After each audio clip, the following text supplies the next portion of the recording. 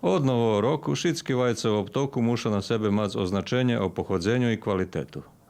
Toto, jak i drugi pravila u produkciji i pakovanju vajcoh, taž i pravila o chovanju kuroh cošenješu, Ministerstvo poljoprivredi prinjeslo išće u februaru prešloho roku i toto uredba na moc mala stupiti z 1. julija 2019 roku, ale dzen za start tih pravilov predloženi po 1. januar toho roku.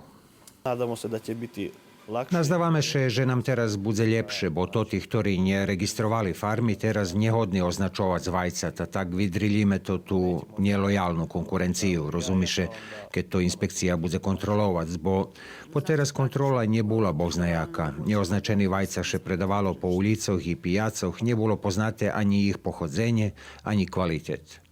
Za spravilnikom neoblepeni mali produkovatelje, ktorí týždňovo produkujú do 500 vajca i direktno ih predavaju trošiteljom.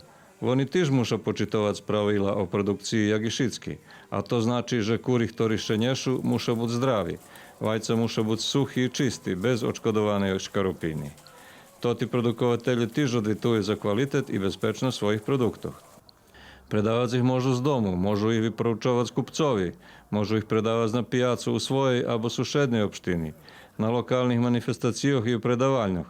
Ale vše kupcovi muša dať na uvid registracijne číslo, ID číslo, fajtu živiny, ktorá nješe vajca, muša napísať datum produkciji i čas pokle vajco treba pohasnovac.